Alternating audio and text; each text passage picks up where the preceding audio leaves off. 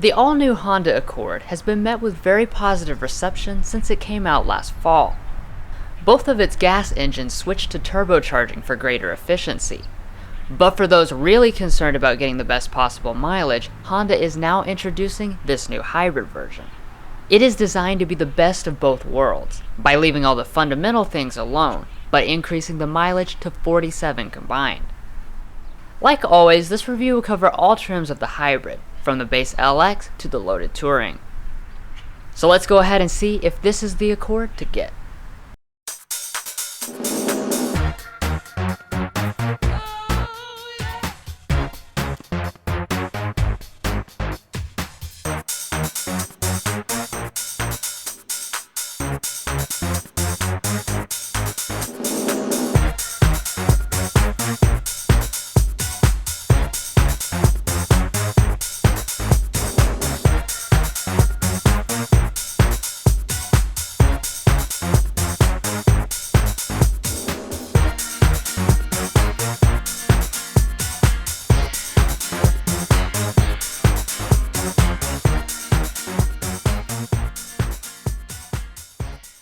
We would like to specially thank Gates Honda for allowing us to come out and film this review.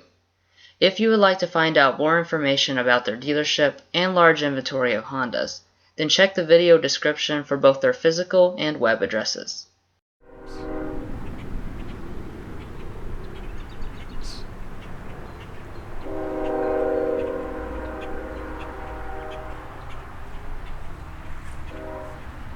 Like the regular Accord, every trim gets this key fob, except with the special blue inserts. It has a nice feel in the hand, and remote start comes on all trims but the LX.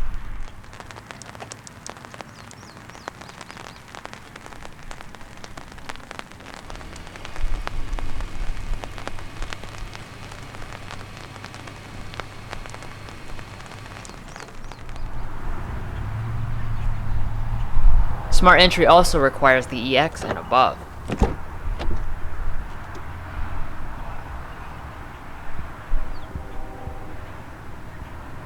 So looking inside, there doesn't appear to be many differences from the standard Accord. But before we get into that, let's pop the hood.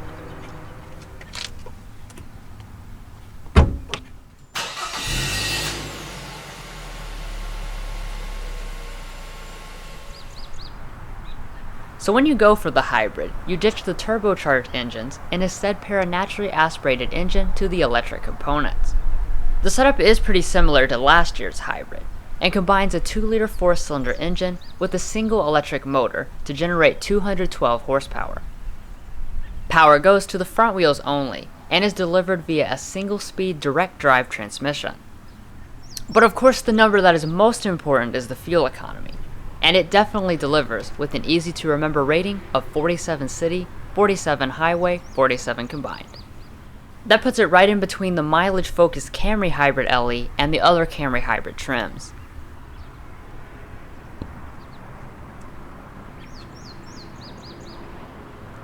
So that quickly covers the hybrid powertrain setup. So now let's see if there's any differences in the design.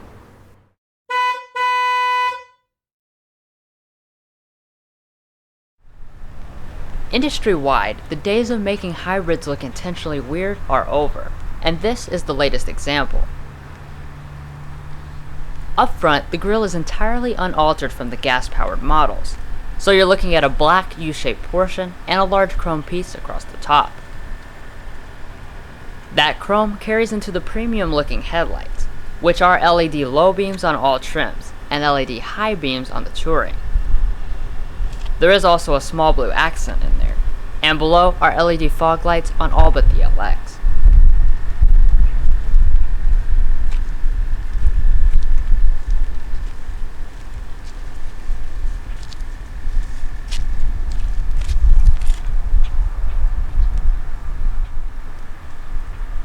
One thing that is different for the hybrid is the wheel design. These are 17-inch machine-finished alloys with a contrast gray design, and if you look closely you'll also notice that the spokes are flat to help with aerodynamics. This is probably the reason why Honda uses these on all hybrids, from the LX to the Touring. The brakes are 12.3-inch ventilated disc in the front, and 11.1-inch solid disc in the rear, and it has brake regeneration.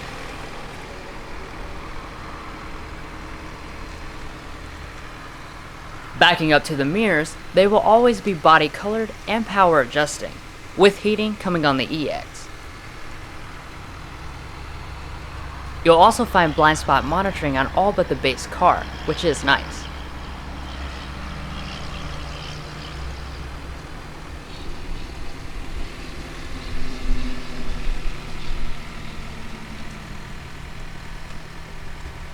From the side, this is the biggest difference from the outgoing Accord Hybrid. While it's actually slightly shorter than the old one, it looks much bigger with long and sleek proportions. The official length measurement is 192.2 inches. Moving on to safety, the new Accord breezes through all of the Insurance Institute for Highway Safety tests, including the new passenger small front overlap test. This does give it the designation of a top safety pick 2018. Additionally, Honda Sensing active safety technologies are standard across all trims, and they include the likes of forward emergency braking, lane keeping assist, adaptive cruise control, traffic sign recognition, and auto high beam headlights.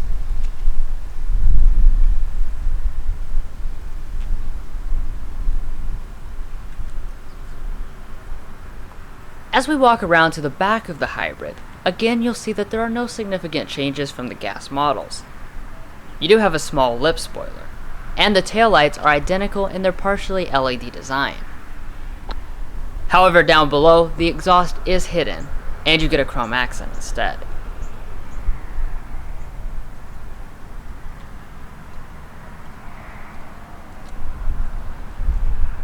The last thing to look at is the fuel tank, which is very small at 12.8 gallons. However, it doesn't need a big tank thanks to the fuel economy, so you are still able to get a ridiculous 602-mile range.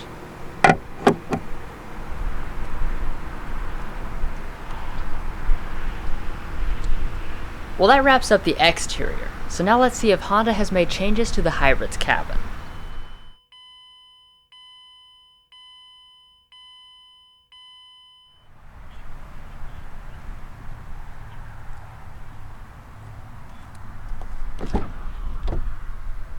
So at first glance inside the interior, I A, don't see any obvious differences for the hybrid, and B, think it looks really upscale for an entry-level EX trim.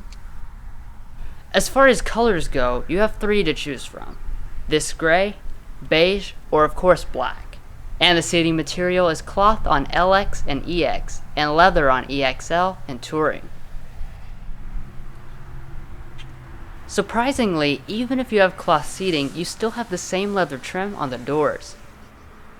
The top part is also padded, and all but the LX get this fake wood trim.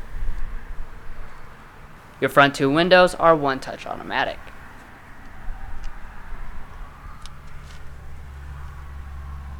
For the seats, Honda nicely includes this 12-way power driver's seat on all but the base trim. We do have the cloth seating, but it has a nice design and is soft instead of the crappy nylon that some of the competitors have.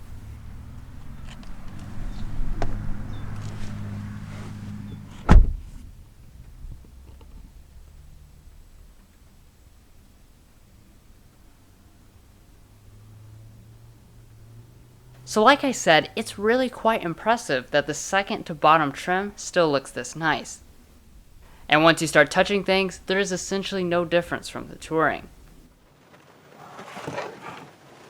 All of the upper areas are composed of high quality soft touch plastic, and in the middle you have more of that nice looking faux wood. Lower areas are hard touch, but everything really fits solidly and is high quality. On every trim, push the button to start. When you do, this 8-inch display will fire up on all but the LX with the 7-inch one.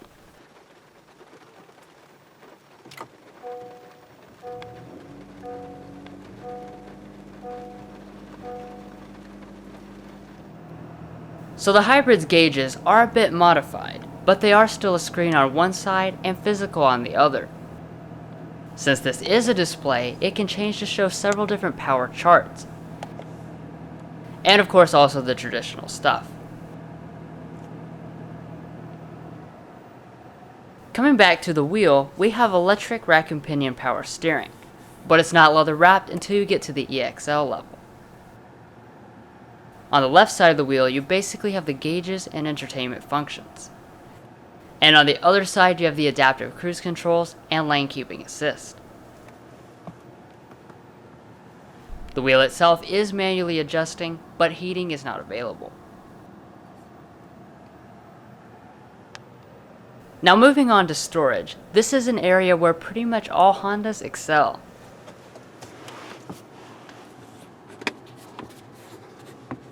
In the center console, you have a removable tray, and the console beneath is very large. You also have a USB port and a 12-volt outlet.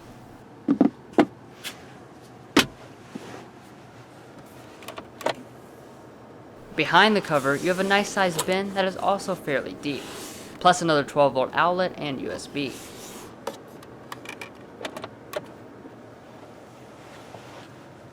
The hybrid comes with the 2-liter shifter. Press D for drive. You do have paddles, but they control the 4 stages of brake regeneration, not the transmission.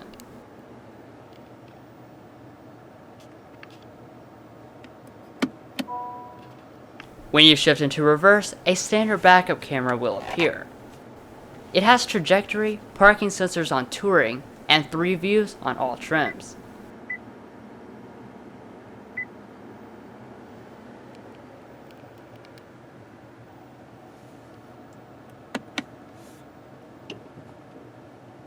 Back behind the shifter, you have 3 modes: Econ, Sport, and an EV mode which locks the car into battery-only power until it is fully depleted.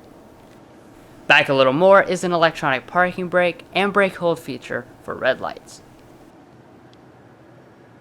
Moving on from that stuff, all models have dual-zone automatic climate controls. I was just driving an Audi earlier today, and these controls look and feel very similar to that car. I also like that everything is located here and not up in the screen. To go along with that, all but the very base LX have 3-stage heated seats, with ventilation on the Touring only. Now let's go ahead and sample the standard 8-speaker audio system.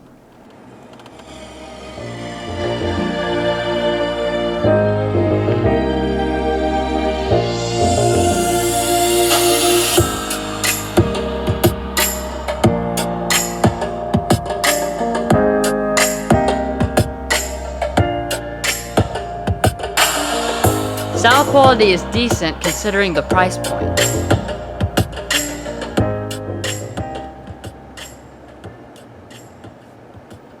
Now we'll go ahead and move into the infotainment review. This is an all-new version of the HondaLink system, with shortcut buttons on the side and physical volume and tune knobs. This new system is based on Android, and as you can see, it responds as quickly as a tablet would. Starting out, we have a special hybrid power display, which is the same one that can be seen in the multifunction display. Next up, we have phone. You can view all of your contacts synced over automatically from your connected smartphone. Moving on to audio, we are currently connected to the standard Bluetooth, and can play, pause, and skip tracks straight from the screen. You can also hit the source button to switch between all the other available sources. Smartphone connection is where the standard Android Auto and Apple CarPlay would appear when you are plugged in. Integrated navigation comes on only the EXL and Touring. That's all I'm going to cover here, but we have a dedicated HondaLink tutorial if you want to learn more about the system. A link to that is provided in the video description. This mirror would be auto-dimming on EXL and Touring. Impressively, you also have a power moonroof on all but the LX. You cannot, however, get a panoramic one like on the Camry.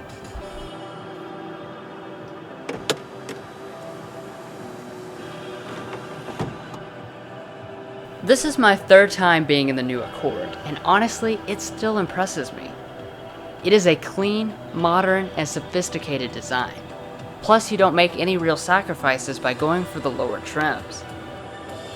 Definitely one of the best cabins in the class.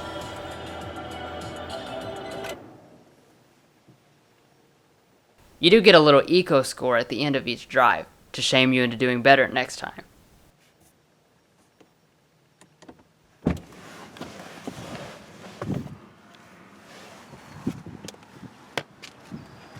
Now Mason will finish by checking out all the rest.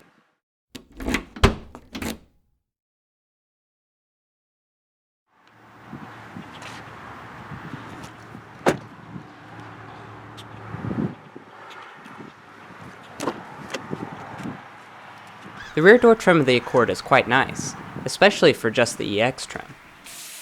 It's made of leather, padded plastic, and faux wood trim. Your windows are power, but not automatic.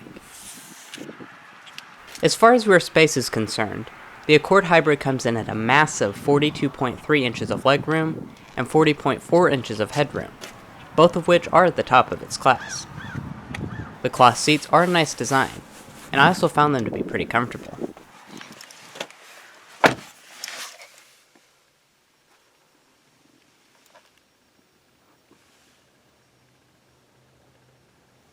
In the center area, you will find these climate vents on all but the base LX trim. There are no outlets though. The center armrest is wide and long, and it has some cup holders in the end. Up top you have a light, a nice headliner, and an assist grip.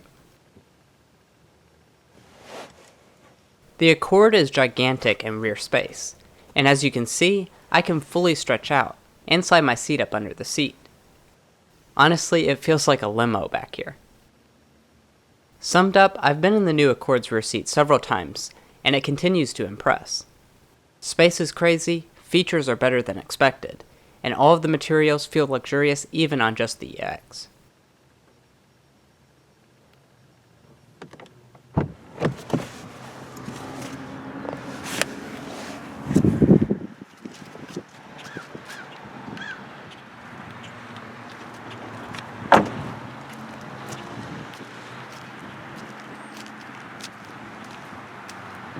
To pop the trunk, just keep the fob in your pocket and locate the button underneath the lid. Once it's open, you'll continue to find 16.7 cubic feet of space, just like the regular model, despite it being a hybrid. That obviously places it at class leading, and I think everyone will have plenty of room for their stuff. The seats also fold 60-40 split across all trims.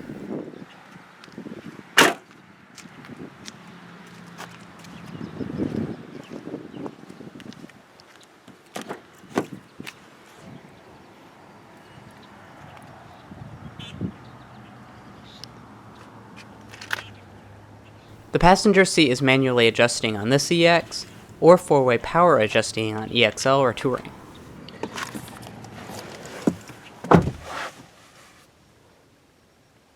The dash is a nicely grained plastic with wood accenting, and down below the glove box is dampened.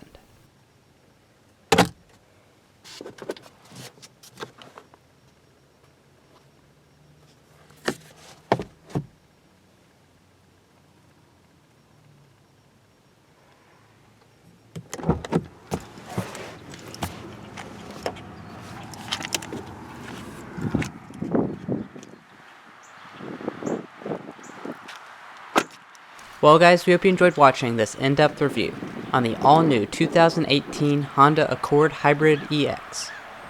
Stay tuned for a quick overview of the pricing, and don't forget to hit those like and subscribe buttons below. We'll catch you next time as we sample more of the latest automotive delicacies.